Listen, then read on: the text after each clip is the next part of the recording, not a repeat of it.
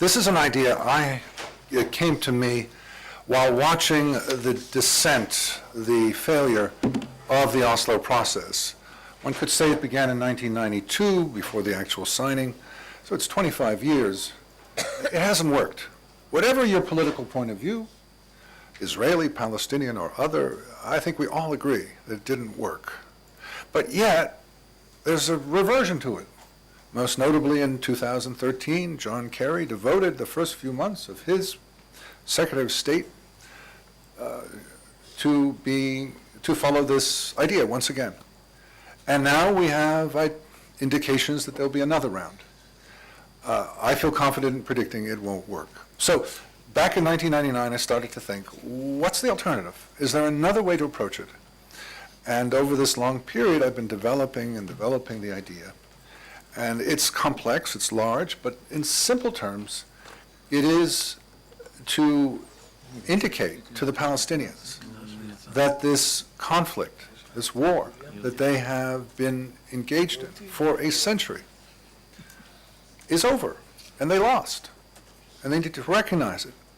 And if they do, and when they do, it'll obviously be very beneficial to Israel, which will no longer be attacked and delegitimated, but it'll also, strikingly, ironically, be even more beneficial to the Palestinians, who will finally be liberated from this obsession with damaging the neighbor. So it's good for everyone. The process, however, is not that simple or necessarily pleasant. Understanding that you've lost is a bitter experience, and yet it's a necessary one for there to be movement forward. If all we do is focus on today's issues, we'll never move forward. Have to move forward. So my thinking was that I'd like to offer an American president an alternative to the never-ending and never-failing peace process. What happens when one day a president, perhaps the current one, perhaps a future one, says, you know, this isn't working. We've been at this 25 or 30 years, whatever it might be. Do you have an alternative? And at that point, I'm hoping that we will be able to say to him, yes, there's an alternative. It's politically supported, for example, by the 20 members so far, and we hope for more, in the House. It's supported, polls will show support.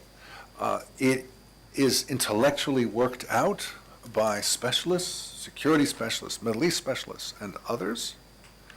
It has support in Israel. Look at the Knesset, look at the poll, look at other indications, prominent personalities, figures.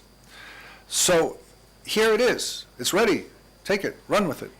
And what is it? It is saying to the Israelis, negotiations have failed. Try something else. Try to convince the Palestinians that they have lost. How you do it? Up to you. Obviously, you have to stay within moral and legal and practical boundaries. But make your goal to convince them that they've lost. How you do it is your business. But we don't want to be engaged in this endless negotiations, which in effect is the Israelis giving up benefits and the Palestinians taking them and not giving anything in return. That model hasn't worked. Let's try something else. Now, as MK Forer pointed out, this is not left or right. You can fill in how you think this should happen according to your own view. It can be this or that. I don't want to get into the specifics. As an American, I'm not coming here to say you should do this and that. As an American, I'm coming here to say, one, hope for your support so we can be more successful in Washington, and two, hope you'll start thinking about what steps you might take. Hope you start debating this. What are the specific steps you will take? I think one symbolic way of understanding this is the Jewish state issue.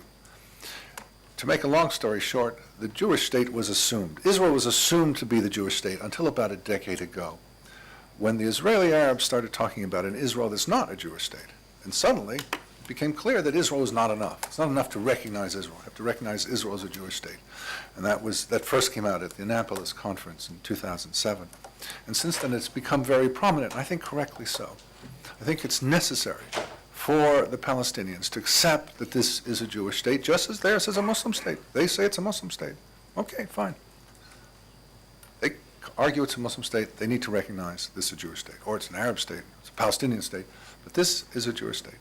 When that happens, then I think one can make real progress, real negotiations can begin, and real Palestinian